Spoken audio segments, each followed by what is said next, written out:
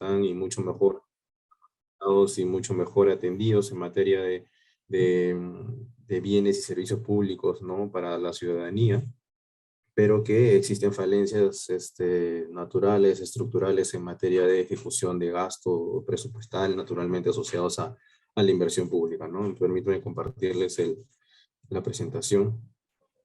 Eh, ¿Me habilitas, por favor, Lucho? Porque me sale inhabilitado. David, por favor, para O que David. Rafa pueda.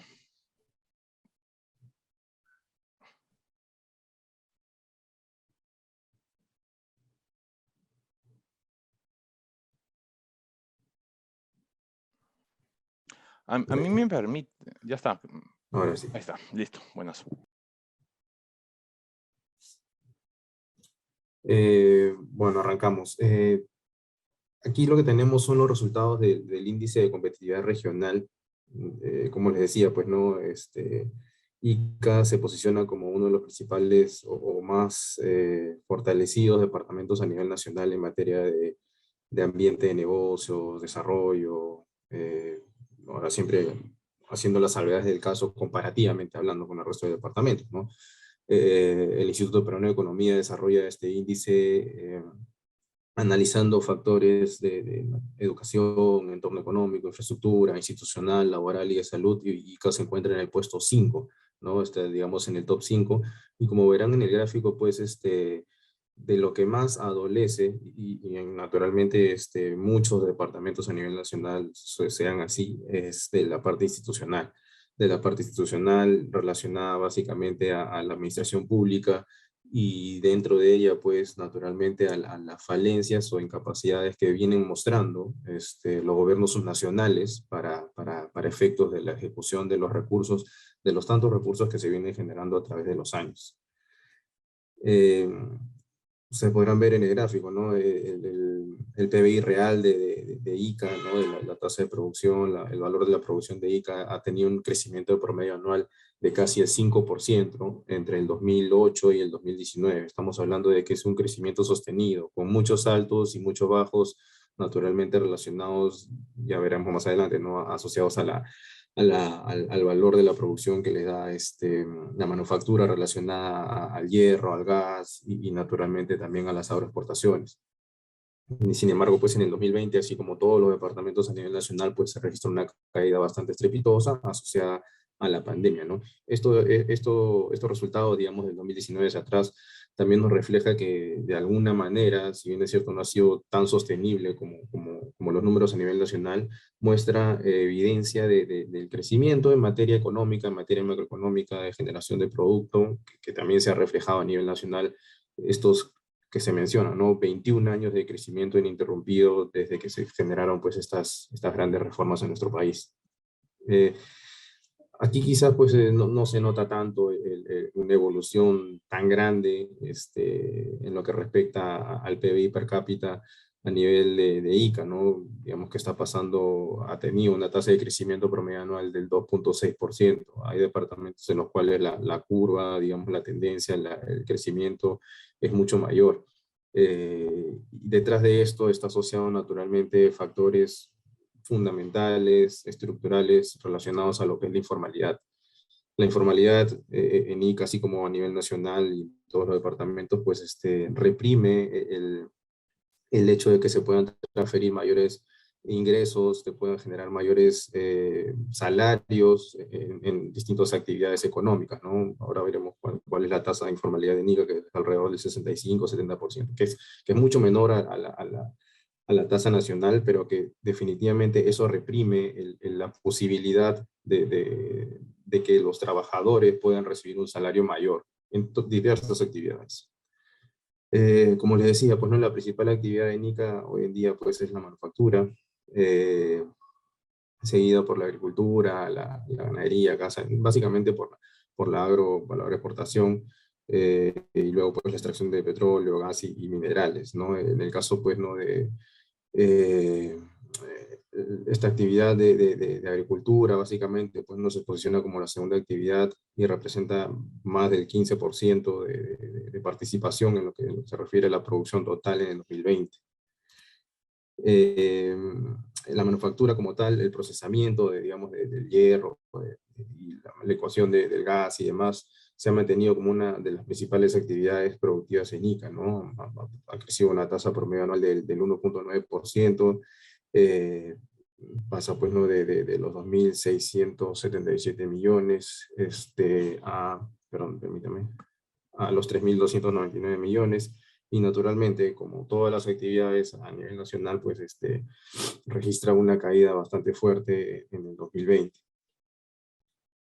En lo que respecta a las exportaciones, naturalmente no tenemos que mostrar esta evidencia, estos resultados sumamente exitosos asociados a eh, la promoción de inversiones, la apertura, la integración con el mundo, estos acuerdos comerciales y el trabajo que se viene haciendo desde el Estado, independientemente del tipo o del gobierno de turno, al respecto de mantener esta política comercial de apertura e integración con el mundo, ¿no? Para el caso de Ica le ha sido bastante beneficioso. Vemos pues, ¿no? que en el periodo 2001-2019 estas han tenido una tasa de crecimiento promedio anual del 12,5%, ¿no? Ya quisiéramos muchos el día de mañana, si en algún momento logramos o llegamos a emprender un negocio, una actividad, pues no tener una tasa de crecimiento tan alta como la que han tenido pues, las exportaciones en Ica y así como en otros departamentos, ¿no? Naturalmente, muchos de los envíos, no solamente las sobreexportaciones, sino también está dependiendo de Ica, pues de los minerales, ¿no? De hierro, básicamente. Eh, en el caso de las exportaciones tradicionales, pues, ¿no? Registran también una tasa de crecimiento de 11,5, y hay que tener en cuenta también que las no tradicionales son las que han crecido mucho más, asociadas, pues, ¿no? A los envíos de uva, a los envíos de mangos y demás. Haciendo un zoom quizás a la evolución de las exportaciones, dejando de lado la participación o el comportamiento y el resultado de las grandes exportadoras, vemos pues, ¿no? que ha habido una presencia bastante pequeña, pero de alguna manera significativa en lo que es las MIPES exportadoras, ¿no? Que en el 2000 eran alrededor de 134 y ahora superan los 180, 188 empresas, ¿no? Eso habla, digamos, bastante bien de ese nivel de participación que puedan tener las micro y pequeñas empresas en el comercio exterior a partir de estos acuerdos. Si hablamos de destinos y de productos, es evidente pues, ¿no? que los principales destinos de los envíos de productos procedentes de Ica pues, van hacia China, hacia Estados Unidos, Japón, Países Bajos, España, mercados, destinos con los cuales tenemos un acuerdo comercial de larga data, ¿no? Y en ese caso, pues, ¿no? Como les comentaba anteriormente, los principales productos de exportación vienen siendo los minerales de hierro, uva, estaño, espárrago, palta, mandarinas y otros más. Eh, Al respecto del mercado laboral, también tenemos que ser conscientes de que en Ica el sector agropecuario y pesca son los que generan la mayor cantidad de empleos, con poco más de 87.000 puestos de trabajo, seguido por el comercio el día a día, ¿no? Por más de 85.000 y otros servicios por más de 65.000. Entonces ahí tenemos un gran bolsón de trabajadores asociados a la actividad agropecuaria y pesquera, que naturalmente, pues, ¿no? Si linkeamos un poco la evolución de los ingresos per cápita, ahí pues se verán pues, ¿no? que en determinadas ocasiones y particularmente lo que sucedió pues, ¿no? el año pasado hacia fines de año, estas, estas molestias, ¿no? Al respecto de lo que podrían estar cobrando determinados trabajadores en el sector agrícola, supuestamente asociados a un régimen de promoción que los está perjudicando, pues ahí tenemos de alguna manera la justificación de por qué ese gran bolsón de empleadores pues habrían estado pues descontentos con tales ingresos, ¿no? Que eso lo podemos comentar más adelante, profundizar. Y aquí es un tema bastante clave, que es que la informalidad laboral, la informalidad de la economía a nivel nacional, en este caso en particular también de Ica, es lo que limita definitivamente la aplicación, la ejecución de políticas públicas correctas y de que se vayan a ejecutar de la manera como las que se plantean diseñar.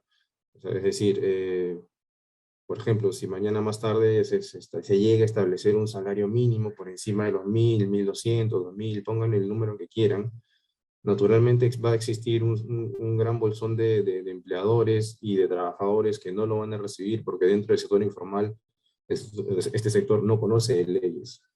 No van a recibir esos montos por decreto. Y probablemente este pequeño bolsón de formales, que en este caso de ICA, pues llegamos en 2020 a 35%, vaya a reducirse, porque seguramente pues estarán algunos trabajadores muy cerca al salario mínimo, apenas pagándole salario mínimo o un poco más, y de momento puedes incrementar los costos laborales, pues puede resultar perjudicial para determinadas actividades, determinadas industrias, que es lo que pasó con la actividad agropecuaria a propósito de la eliminación, de la derogación del régimen de promoción agraria en diciembre último. Y aquí ustedes verán, pues, ¿no? Esta es la evolución del salario mensual promedio según la condición de informalidad. Entonces, esto es data del Ministerio de Trabajo, data que viene de la Encuesta Nacional de Hogares del INEI. Ustedes verán que en 2020 existe una gran diferencia entre lo que puede ganar, entre lo que representa o sería el salario promedio formal, ¿no? En ICA en el 2020 sería un poquito más de 2000 soles, mientras que en el sector informal sería de 1141 soles. Ahora estamos hablando que dentro de este sector informal, definitivamente estamos hablando de promedios, ¿no? Hay actividades en las cuales podrían estar ganando menos de 1000 o un poquito más de 1100, ¿no? Pero en resumen, lo que queremos decir con esto es que existen esas diferencias. Y esas diferencias, por decirlo de alguna manera, desigualdades entre ambos sectores, no se debe o no se solucionarían con normas, con leyes, con una nueva constitución, estableciendo un salario mínimo, elevando más impuestos, cambiando un régimen de promoción, porque el sector informal, nuevamente, no conoce normas, no conoce leyes, y por más imposición que le pongas, esos salarios no van a cambiar de la noche a la mañana. Un dato adicional de un sector que es determinante en departamentos como por ejemplo el de ICA, ¿no? El tema del turismo. Digamos que el PBI del sector alojamiento y restaurantes en ICA tuvo un crecimiento bastante sostenido en los últimos años, ¿no?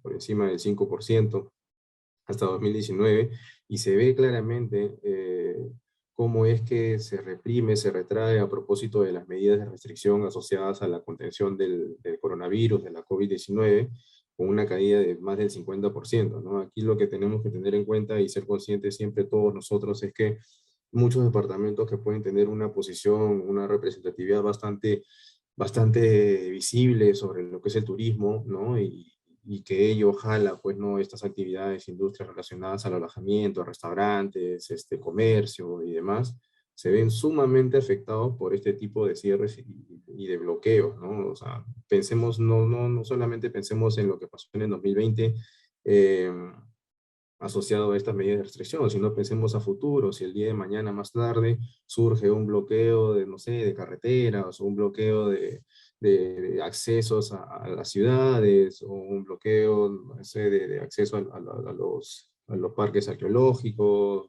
pónganle el ejemplo que pongan.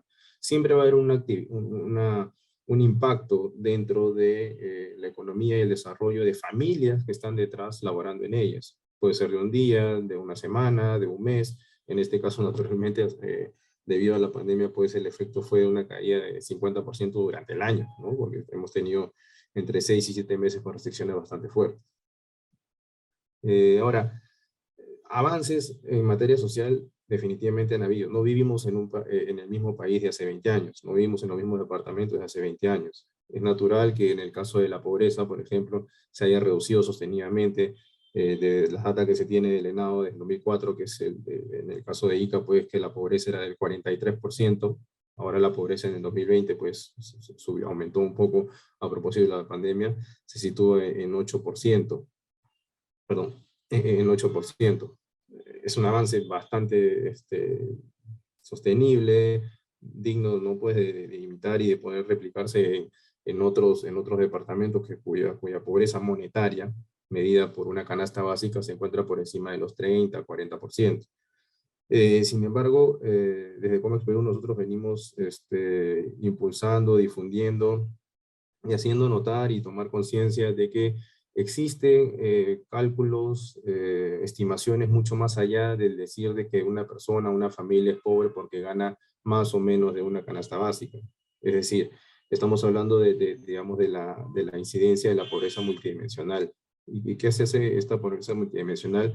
Es que evalúa estas familias, estas personas que no puedan tener, que no cuenten con al menos un servicio básico, ¿no? Ya sea de luz, agua, desagüe, saneamiento, ¿no? Entonces vemos que sí, ha habido avances, hemos pasado de 63%, en el caso de ICA 33%, pero ¿qué significa ese 33% de pobreza multidimensional en ICA? Es que al menos, es que las familias en ICA, los pobladores en ICA, uno de cada tres adolece, pues, ¿no? De al menos un servicio público de calidad. Y eso no puede suceder, no solamente en ICA, sino a nivel nacional. Eso no puede suceder porque ahí es donde naturalmente nace el descontento de la ciudadanía, nace el descontento de la población, que seguramente se pregunta por qué es que sí nos dicen que venimos de un crecimiento económico bastante fuerte, que hablamos del Perú como un ejemplo de bonanza en Latinoamérica, como ejemplo de generador de recursos. ¿Dónde están esos recursos si a mí, por ejemplo, me falta saneamiento? Si yo no tengo luz o tengo luz por horas, ¿no?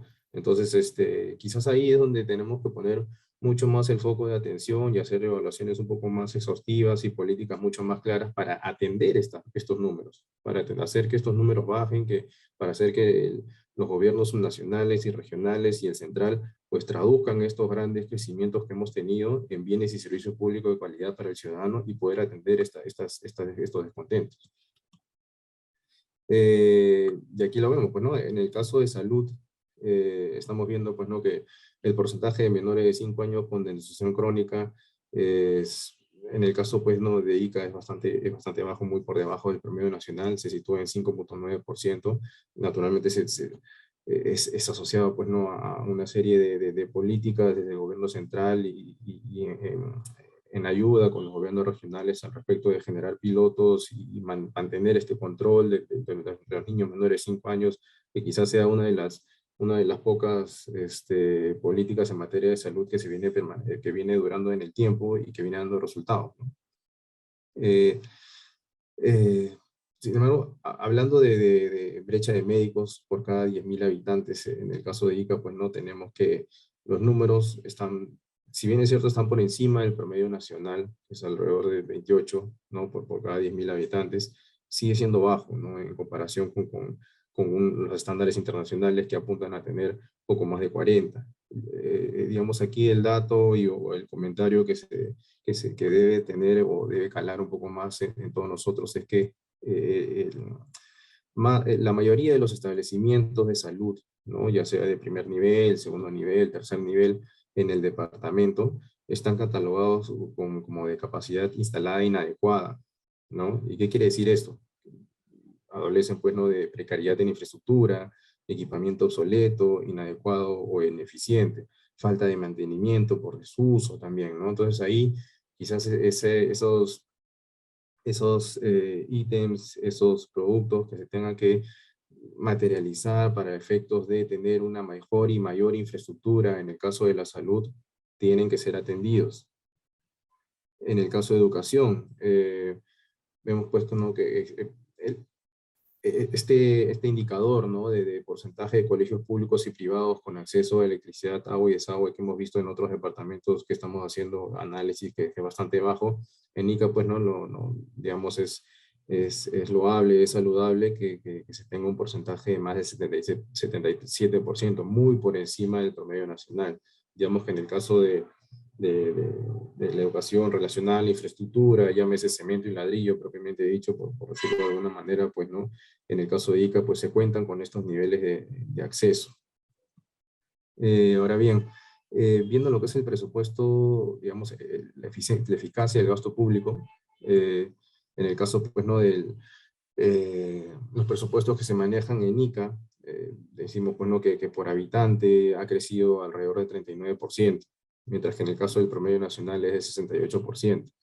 Entonces, aquí, de alguna manera, pues tenemos que tener en cuenta todo aquello que se genera, todo aquello que nace, pues, ¿no?, de los ingresos de las actividades y que se redistribuye a nivel nacional, debe ser eficientemente ejecutado, ¿no? Y ahora veremos cómo es que viene ahora veremos cómo es que viene esa eficacia en los gobiernos regionales.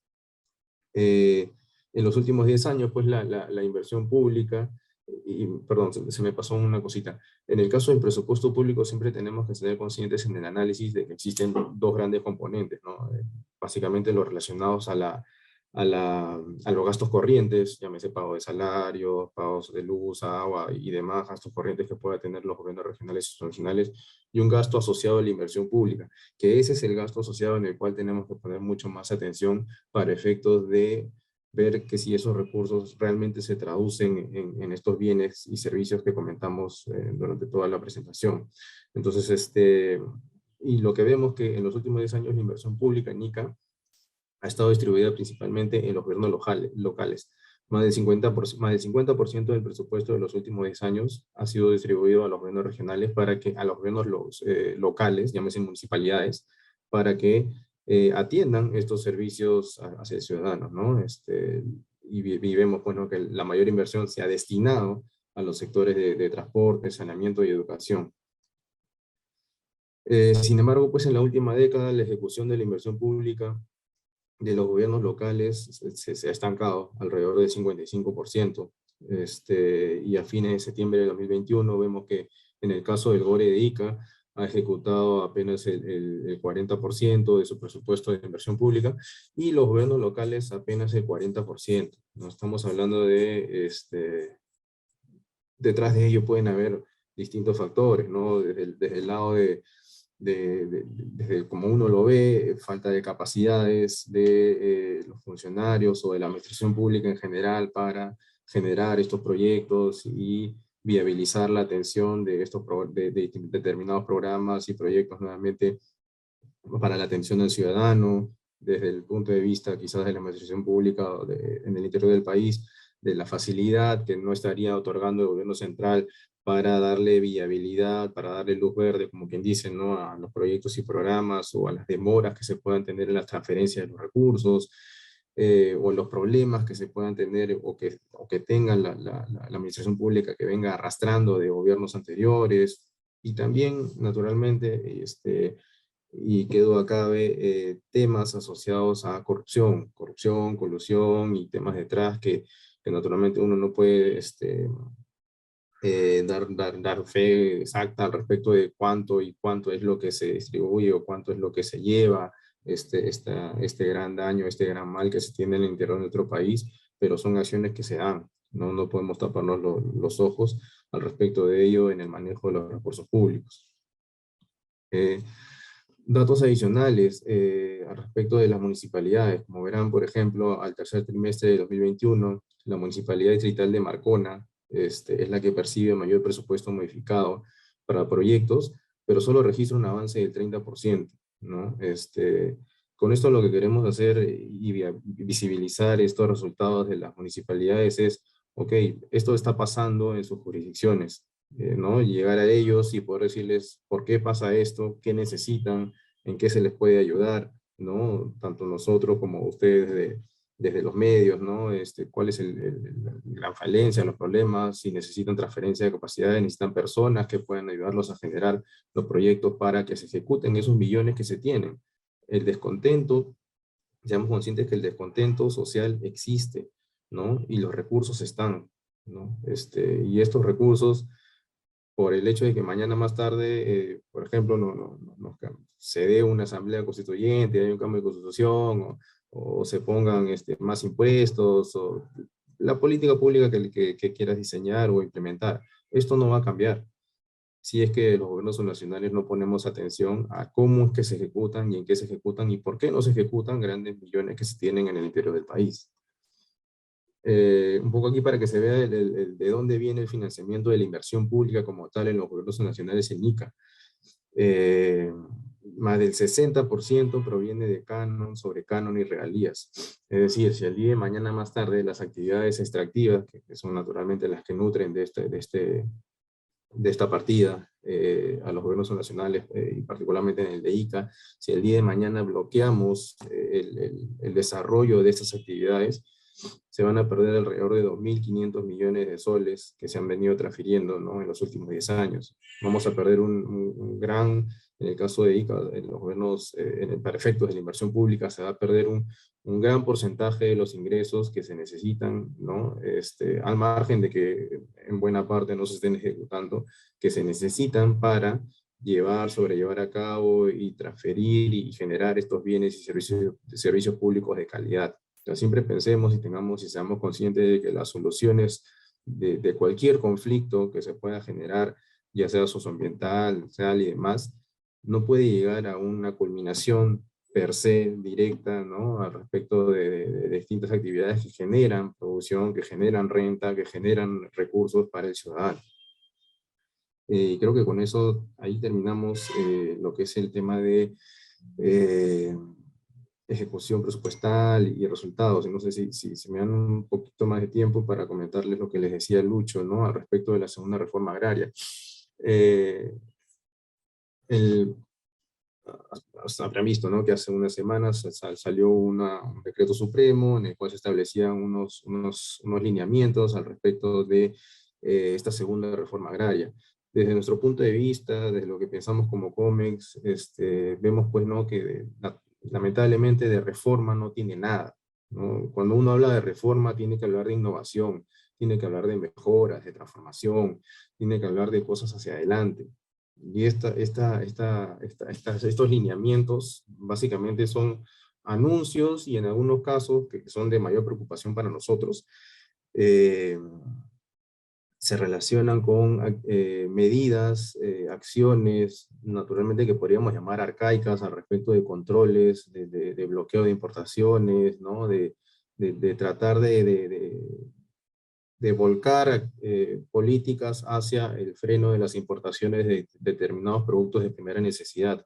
Ustedes verán ahí el lineamiento número 2, ¿no?, que llama a impulsar más y mejores mercados para la agricultura familiar y la seguridad alimentaria. Y seguramente es un lineamiento loable y que todos podríamos saludar y podríamos estar de acuerdo, ¿no? Pero para hacer política pública, naturalmente lo que tenemos que tener, además de ser claros al respecto de nuestra población objetivo, en este caso de la agricultura familiar, ¿no?, que es más del 80-90% de la agricultura a nivel nacional, tenemos que tener en cuenta los factores estructurales que están detrás y de lo que adolece para realmente establecer una política que vaya a la atención primaria de esa población objetivo. Y en este caso lo que se pretende es proteger a la producción nacional a través de la mejora del mecanismo de protector de franja de precios y otras medidas arancelarias y de compensación. Medidas de protección que por años digamos, han evidenciado que no funcionan para efectos de mejorar la productividad, mejorar la competitividad en el campo, o mejorar la competitividad en la industria, determinadas industrias, no funciona. Lo único que hace es perjudicar el bolsillo de los ciudadanos, ¿no?, con mayores precios. Y ustedes verán, pues, ¿no?, la producción nacional de estos 4 productos que integran la franja se ha mantenido constante en los últimos años. No es que haya habido una mejora superlativa al respecto por el hecho de que estos 4 productos, llámese arroz, leche, caña de azúcar y maíz amarillo duro, están en una franja de precios, hayan mejorado, no han mejorado, o sea, y en algunos casos suben y bajan, no se tiene una tendencia clara al respecto de que cuán beneficioso sería establecer unos precios piso y techo mayores. Ustedes verán, pues, ¿no? Además, hoy en día, con los precios internacionales tan altos, ¿no?, como ustedes vean, por ejemplo, el del maíz, establecer una franja de precios o hacer un ajuste a una franja, ¿no?, elevando estas bandas, ¿no?, para efectos de que se pueda cobrar un precio mayor o ajustar los precios, lo único que haría es traducirse en aumento de precios. Aumento de precios no solamente a las importaciones de estos productos, sino también a las familias vía los encadenamientos que se tienen. Recordemos que el maíz, principal insumo de la industria avícola, relacionada con el pollo, relacionada con la inflación, relacionada con el índice de precios. O sea, la afectación que se podría dar por el hecho de establecer medidas de protección asociadas básicamente a una franja de precios o a aumento de tasas arancelarias, ¿no?, o bloqueo de importaciones, sustitución de las mismas, podría ser bastante grosero. Bueno, eso un comentario técnico al respecto de que este mecanismo como tal ha sido catalogado por la OMC, pues, ¿no?, como incompatible al acuerdo sobre agricultura, ¿no? Porque básicamente establece, pues, ¿no?, gravámenes en las importaciones. Y aquí tenemos que tener en cuenta una cosa, este mecanismo de franja de precios no se estableció, no se diseñó, digamos, la naturaleza de este mecanismo no está asociada al ajuste o al bloqueo de las importaciones o para elevar la competitividad digamos, de un determinado sector. No, se estableció para suavizar los vaivenes de los precios internacionales que se tenían a fines de los 90, a principios de los 2000. Para eso se hizo, ¿no? No para ajustar estas subidas y bajadas bruscas que se tenían. Imagínense mañana más tarde que si el Banco Central no tuviese autonomía, ¿no?, mañana más tarde tendríamos a alguien que estuviera ajustando, comprando y vendiendo dólares a diestra y siniestras para mantener un tipo de cambio estable o fijo, y eso no funciona así, ¿no? Para efectos de un beneficio del consumidor en materia local. Esta franja de precios no debe ser utilizada para darle las esperanzas, ¿no?, el aliento a un pequeño sector de la agricultura para decirles que sí, ahora vamos a elevar el precio de las importaciones para que tú te veas para que te veas beneficiado. Eso no va a pasar. Aquí ejemplos de por qué no es que dependamos, sino realmente las importaciones de estos productos no deben ser vistas como sustitutas, ¿no? Que es lo que decimos, tienen que ser vistas siempre como complemento a una demanda, a una oferta, perdón, que no satisface la demanda. Se verán ahí pues las toneladas de trigo. En el caso del maíz amarillo duro también es un escenario parecido, ¿no? Producimos alrededor de 1.1 millones de toneladas, importamos 3.7 millones. Eh, en el caso de la papa, es a la inversa, o sea, nuestras importaciones de papa son bajísimas, son 20.000 toneladas frente a los 5.4 millones que se producen, y naturalmente las importaciones de papa que tenemos son básicamente bastones para frituras, ¿no? Naturalmente asociadas a la comida rápida o a las familias que deseen comprar estas papas congeladas para cocinarlas y alimentarse de ellas mucho más rápido. Y en el caso del arroz, también, o sea, las importaciones de arroz son bajísimas. Estamos hablando de que solo se importa el 10% de lo que se consume, ¿no? Creo que Lucho querías que les comente sobre los resultados de la ley agraria, ¿no? Sí, por También. favor, ahí justo Daniel me había mostrado un cuadrito del tema. Aquí. Es, Sí, un es, poco lo que les decía, ¿no? En la presentación anterior y bueno, a lo largo de esta. Estos cambios en la ley de promoción agraria han generado pues una salida considerable de trabajadores formales beneficiados por dicho régimen. Ustedes verán ahí en el gráfico, ¿no? Digamos, a noviembre de 2020 eran alrededor de 506.000 trabajadores formales, y estos se disminuyeron a más de la mitad, o sea, y ahora en agosto último, donde tenemos referencias y cifras, ¿no? Solamente se tienen 7.500 trabajadores bajo el régimen formal. ¿Qué queremos decir con esto? Y un poco asociado a lo que les comentaba al respecto de los temas de informalidad. Se sabe, somos conscientes de que existen o pueden haber existido empresas medianas, pequeñas, que tomando como nombre, ¿no?, te estoy contratando por el régimen laboral y te estoy pagando tanto, han malversado, digamos, han mal usado este régimen en perjuicio del trabajador, ¿no? Para atender estos reclamos, estas injusticias, justificadas o no de los trabajadores y de los protestantes, de los quienes reclamaron, ¿no? Hayan reclamado de manera airada o no. El gobierno lo que hizo fue, o el Congreso lo que hizo fue tumbarse esta ley. Tumbarse esta ley en perjuicio, ¿no?, de un grupo, un sector de medianos y grandes exportadores y pequeños también, ¿por qué no?, que venían haciendo bien las cosas, cuyo régimen general de promoción agraria representaba un signo de competitividad frente al resto del mundo. Y hoy no lo es así. Esto está haciendo que el empleador pierda competencia, ¿no? Que las empresas pierdan competencia frente al resto del mundo. Está haciendo que, y además, a propósito de la indefinición que se tiene en esta nueva ley agraria y en la falta, pues, ¿no?, de definición de estas actividades que estarían incluidas dentro de esta nueva ley, que a la fecha no se tiene, sumado a la intención de una asamblea constituyente y esta incertidumbre en la estabilidad jurídica que se vive, está haciendo que muchas grandes empresas exportadoras evalúen empezar a invertir en el exterior, y algunas ya lo vienen haciendo. Invertir, por ejemplo, en Colombia para sacar las paltas desde ahí, ¿no? Y estamos hablando de las campañas del 2024 en adelante, ¿no? Naturalmente los resultados de las agroexportaciones de este año, que van a superar un récord histórico, ¿no? De que posiblemente lleguen a 9.000 millones de dólares, y en el 2022 sigan con esa racha, en el 2023 también, ya pensando en las campañas del 24-25, hoy se tendrían que hacer las inversiones, y no se vienen haciendo. No se vienen haciendo porque no se sabe bajo qué esquemas son los que van a manejar sus costos laborales. Entonces eso es bastante preocupante y afecta a departamentos, particularmente de la costa, y qué duda cabe, afecta al departamento de Ica también, ¿no? Y lo que pueda generar y los encadenamientos que pueda tener la agroexportación dentro del departamento.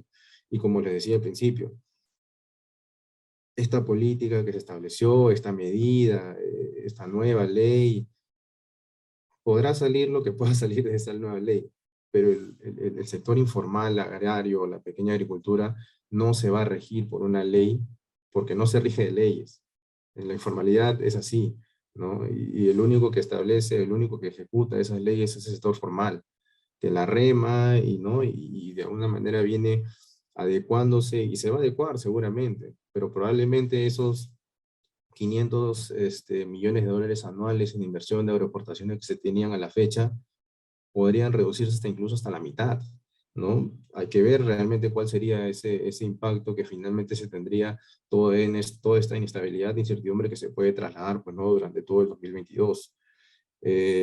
Aquí unos números adicionales, ¿no? Donde se ve claramente que en el 2019 pues el 86% de los trabajadores agrícolas estaban bajo el régimen, y de un momento a otro pasaron al régimen privado, ¿no? Al régimen privado, y quizás exceptuándose estos temas de las temporalidades por cosecha que se deben tener y manejar en una actividad como es la agroexportación, ¿no? Porque siempre ustedes pueden saber más que nosotros inclusive, ¿no? Que la agroexportación, las uvas, los mangos, las esparros y demás se manejan por campañas. No es que tenga que tener al trabajador contratado todo el año, ¿no? Necesitas mano de obra, sí, pero necesitas mano de obra para determinadas fases de la cosecha y la producción. Y aquí otros números que de repente podríamos compartir con ustedes, Lucho les podría enviar, ¿no? Al respecto de cuál es la afectación que podría ser, que sería, ¿no? De este régimen agrario, así como que los departamentos más perjudicados, que entre ellos está Ica. Ica al respecto de las uvas, de las paltas frescas, de los espárragos, ¿no? Y para que puedan manejar y ver los números de lo que se podría estar perdiendo, no el próximo año, no el 2023, ¿no? Porque como les decía, esas inversiones ya están, las órdenes de compra están aseguradas, pero sí de cara al 2024, 2025, si es que la cosa sigue así. Gracias.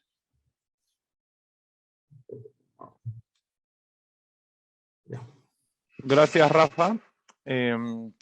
Ahora vamos a dar pase a la ronda de preguntas, en caso las hubiera. Lo que les quisiéramos pedir es que, para un tema de orden, levanten la mano en la plataforma y les vamos dando pase a uno por uno. No sin antes pedirles que por favor nos mencionen su nombre y el medio de comunicación al que pertenecen. Adelante, Jorge Luis.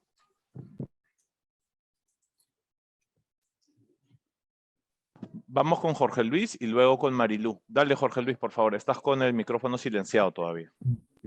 Buenos días. Primero, para felicitar al expositor sobre estas cifras que nos da, actualizadas que nos da sobre ICA. Pero mi pregunta más va para la última parte, en que se cuestiona la reforma. Bueno, tiene razón, ¿no? No es reforma agraria, pero de todas maneras, el sector agrario, sobre todo después de la pandemia, la economía familiar o la agricultura familiar fue un gran sustento para la alimentación de nuestro país. Y acá hablamos de la seguridad alimentaria. Pero mi pregunta va acá a lo siguiente, ¿no? Bueno, se cuestiona la franja de precios, pero ¿qué alternativa podríamos dar, sobre todo en base a los precios para los agricultores de la pequeña agricultura, para que sea sustentable pues, su actividad? Porque ese es el problema actual. Y no hay que ser pues, mezquinos con este sector, que bueno, ha tenido un papel preponderante durante la pandemia. Perdón, el que habla, soy del Colegio de Economistas de ICA. Muchas gracias. Gracias Jorge por tu pregunta. Sí, y como bien señala, no solamente el presidente, sino uno puede pensar o que ha sabido o leído pues uno puede ver los resultados que no se están dando dentro de la agricultura familiar. No se ha hecho mucho, casi nada al respecto para atender este sector, ¿no? Entonces, desde Comex Perú nosotros primero tenemos que ser conscientes de que esto de la noche a la mañana no va a cambiar por efecto de políticas públicas, ¿no?, directas que se saquen hoy en día, pero sí tenemos que apuntar a un mediano y largo plazo y una atención y quizás hasta a una atención directa a este sector.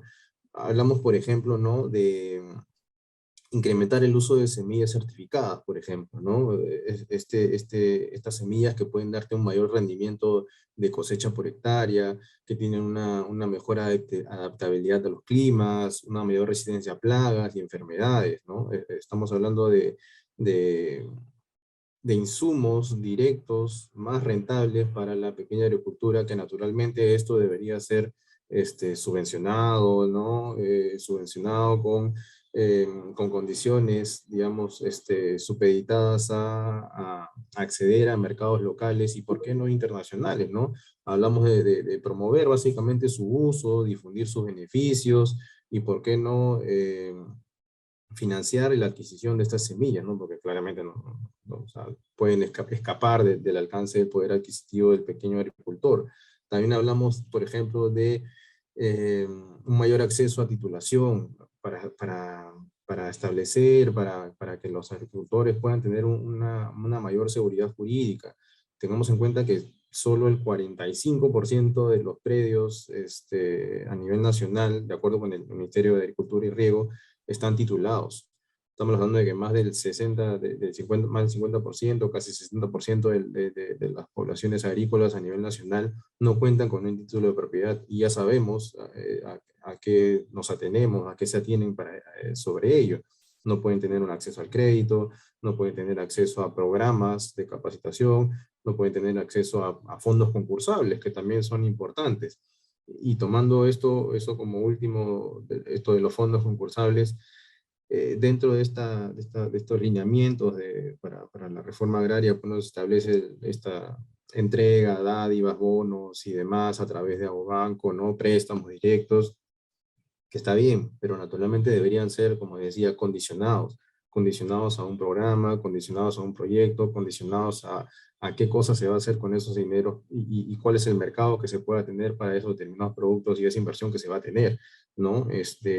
Y por qué no pensar en fondos concursables, o sea, los pequeños agricultores, de la mano con la capacitación de los gobiernos nacionales, de gobiernos regionales y gobierno central inclusive, podrían generar proyectos para postular a estos fondos concursables que se tienen. O sea, no estamos inventando la pólvora. Existen estos fondos concursables a nivel nacional de determinadas agencias internacionales, ¿no? Y recursos para ellos se tienen.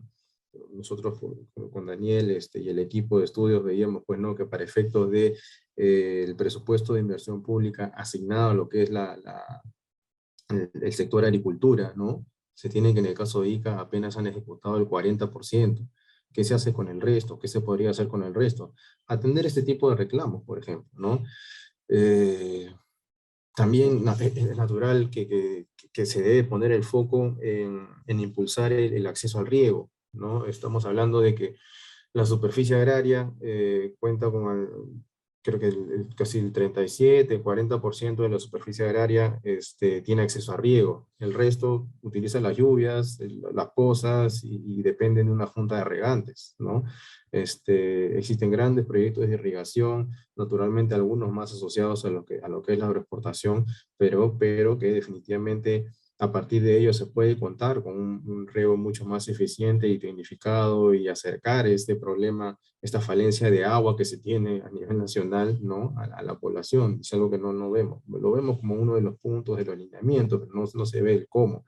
Y ahí uno podría tener en cuenta siempre estos 3.500 millones de dólares que se tienen entrampados, 4 o 5 grandes proyectos de irrigación, que ampliarían la frontera de producción y exportación agrícola de más de 200.000 hectáreas. 200.000 hectáreas es lo que tenemos hoy en día. Hoy tenemos algo de 190.000 hectáreas de agroexportación.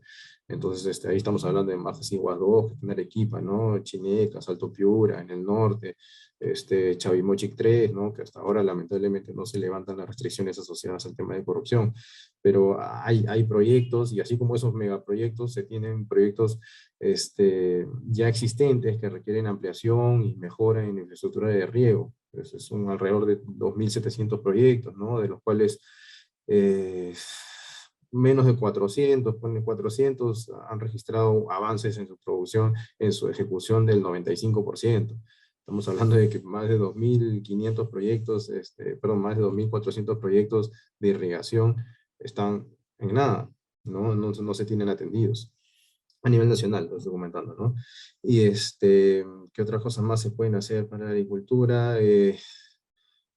Capacitación, naturalmente, en articulación del Estado para potenciar la capacitación, vender información productiva, alineada a la demanda de mercados, ¿no? Y en esto hay que ser enfáticos. No solamente se le puede entregar dinero a los agricultores a manera de préstamos autofinanciados, ¿no? Sino que atender, hacerle seguimiento a ellos para saber en qué y cómo es que lo van a invertir y que el día 2, digamos, el año 2 o el mes 6 en lo que sacan la cosecha puedan acceder a un mercado con altos estándares, ¿no? Si no, mañana más tarde vamos a tener muchos agricultores que van a tener una sobreproducción, el precio va a ser muy bajo y van a terminar demandándole al Estado que se los compre.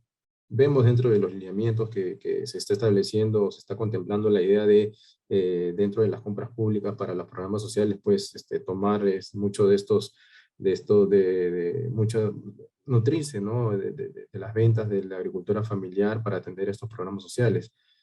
Sí, pero también sería mucho más rentable y beneficioso para la agricultura familiar poder insertarse a los mercados locales y, ¿por qué no?, a los mercados de exportación, ¿no? De la mano contra el sector público y el sector privado para que eleven sus estándares de producción y puedan acceder a los mismos. Y sí, o sea, volvemos a hacer incidencia quizás en el régimen laboral agrario. Ha sido una buena norma, ¿no? Pero lamentablemente el hecho de que se cuente con una informalidad bastante alta, más aún en el sector agrícola, pues no ha hecho pues no que existan estos descontentos a nivel en el sur particularmente, ¿no? Y a la fecha pues este régimen general en el cual están hoy en día los formales, pues supone un costo laboral adicional no salarial de más del 45%. Entonces, ahí hay muchos temas que se pueden atender que lamentablemente no estamos viendo dentro de esta mal llamada reforma como la vemos, ¿no? Gracias, Rafa. Vamos con la pregunta de Marilú y luego voy a dar lectura a una pregunta. Y luego Freddy Guevara, por favor. Primero Marilú y luego Freddy Guevara. Adelante, Marilú. ¿Qué tal? Muy buenos días, Rafael. Marilú Quispe, de Radio Pacífico, Hablemos Claro. Hablar del tema de la agricultura definitivamente es muy amplio y a veces el tiempo es demasiado corto. Y tú decías el tema de la informalidad que se ha ido creciendo. Pero ¿de quién depende que esa informalidad se vuelva en la formalidad? Porque en muchas empresas agroexportadoras, principalmente de nuestra región, ellos prefieren tener aún con esta segunda reforma agraria, las llamadas service, porque son ellos los que les ofertan mayor costo para por día cobrar al trabajador y ellos dicen, prefiero recibir en el día 70, 80 nuevos soles a que en una semana y me van a descontar el seguro. Entonces, también hay un cambio que se debe dar. Segundo, el tema de la agricultura familiar y el tema del comportamiento, sobre todo de las comunidades campesinas que existen.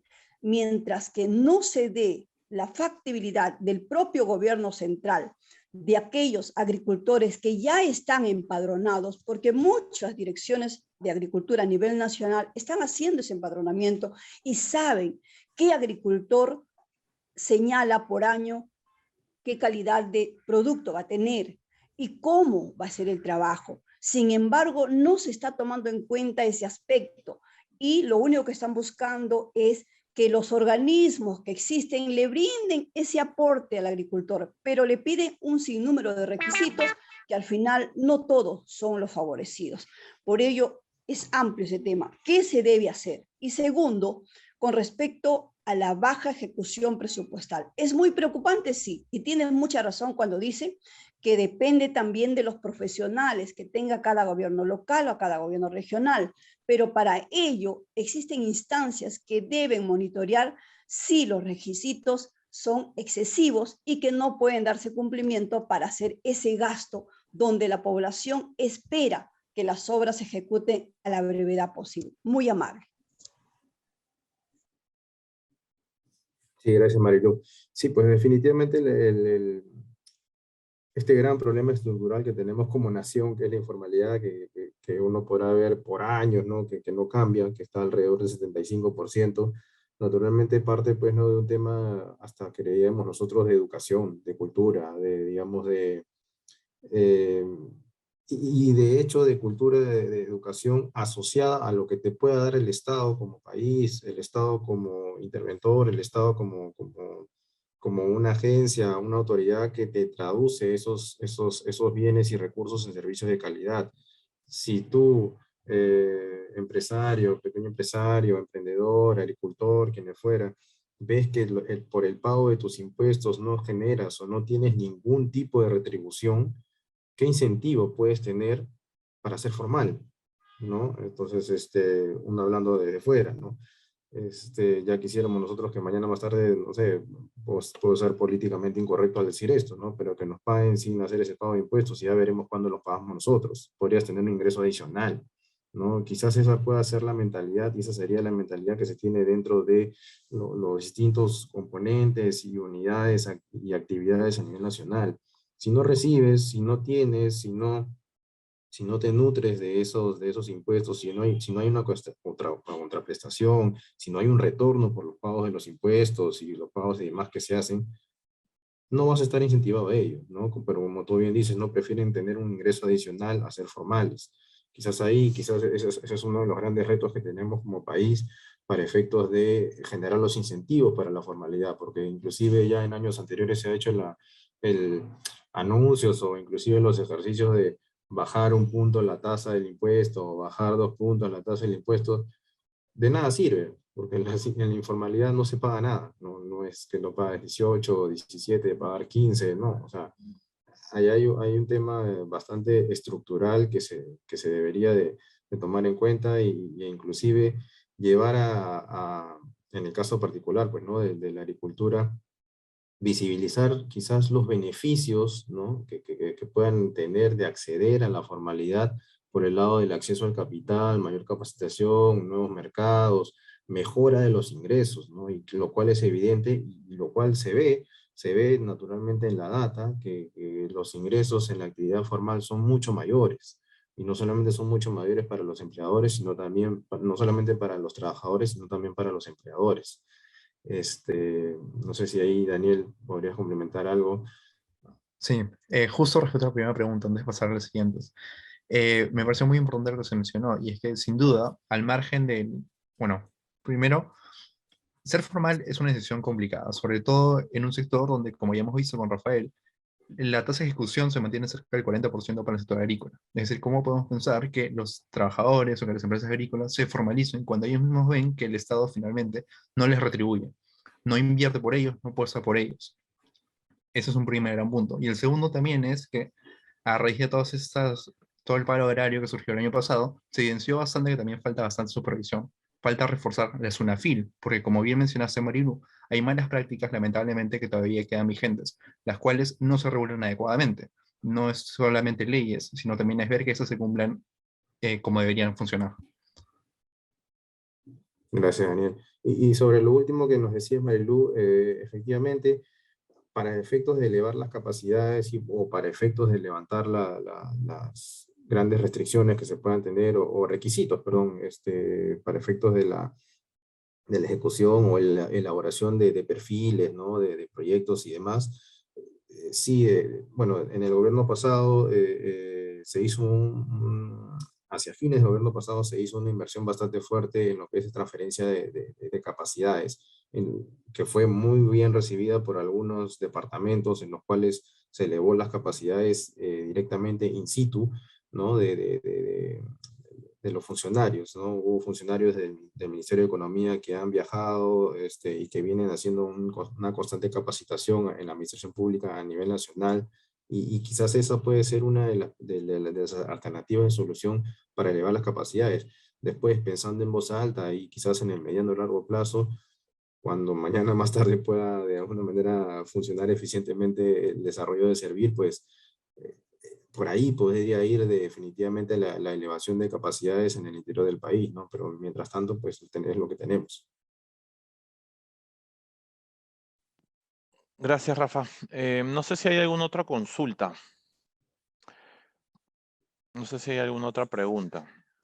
De no haberla, nosotros estamos a disposición, no solamente ahora en el marco de esta conferencia, sino en adelante para cualquier pregunta, cualquier tema que quieran cubrir o trabajar. Nosotros nos ponemos a su disposición para las preguntas que puedan tener. Acá nos hacen llegar una pregunta por el chat de Maricruz Solís de la revista Culturica. ¿Por qué no se puede cultivar en el Perú cantidad de trigo? ¿Cuál es el problema? ¿El agua, la tierra o el lugar? Lo mismo sucede con el maíz amarillo. Sí, Creo que es un tema técnico. me gustaría comenzar abordando su pregunta, porque Dale, también dale. veo que es un tema que se ha abordado bastante a lo largo del resto de preguntas. También muy enfocado sobre cómo mejorar la agricultura familiar. Y es, en el Perú, el tema, aparte del agua, aparte del el buen uso de las tierras, es mucho tiene que ver en la agricultura con el tema de la eficiencia. Cuando Rafael también comentó sobre una solución a mejorar los ingresos de los agricultores, debemos pensar en cómo utilizar mejores semillas. Por ejemplo, ¿qué tienen de estas de beneficios? Traen mayor resistencia a plagas, es decir, evitan costos posteriores en temas de fertilizantes, en temas de protección de los cultivos a los agricultores, permitiéndoles un ahorro. Pero también genera mucho más rendimiento que cualquier otra semilla. Por ejemplo, en el maíz amarillo, puntualmente, vemos por data de línea de una sucursal de Midagri, la producción nacional, la productividad nacional de maíz amiláceo y maíz duro amarillo asciende a 3.5 toneladas por hectárea, con una baja adopción de semillas certificadas, de 0.3% para el amiláceo y de 5.8% para el maíz duro amarillo. Ese 3.5 toneladas por hectárea es muy bajo a nivel internacional. Vemos que, por ejemplo, Estados Unidos alcanzó un 10.5 toneladas por hectárea y China un 6.3 toneladas por hectárea. En cambio, ¿qué pasa cuando adoptamos más semillas certificadas? Mejoramos el rendimiento y la productividad. Aumentamos el rendimiento que se tiene, las cosechas, las toneladas que se producen e ingresan al mercado, sin necesariamente destinar mucha más tierra. En el arroz, por ejemplo, tenemos una mayor adopción de semillas certificadas y tenemos un rendimiento de 7.7 toneladas por hectárea. En contraste, China, uno de los mayores productores de arroz en el mundo, tiene un 7.1 toneladas por hectárea. Es decir, mayores semillas certificadas, mayor adopción de tecnología en los cultivos, generan una mucho mayor producción y a un ritmo más eficiente. Gracias, Daniel. Entonces, si no existe otra pregunta adicional, nada, como les estábamos comentando en su momento, nosotros quedamos a su disposición para preguntas o entrevistas posteriores, no solo sobre este tema, sino sobre algún otro tema que les sea de interés. Y nada, con esto damos cerrada la conferencia de prensa. Les agradecemos una vez más por su tiempo y quedamos a su disposición. Que tengan muy buen día. Gracias por estar aquí. Chau, chau. Gracias a todos. Buen día. Gracias, buen día. Gracias, muchas gracias.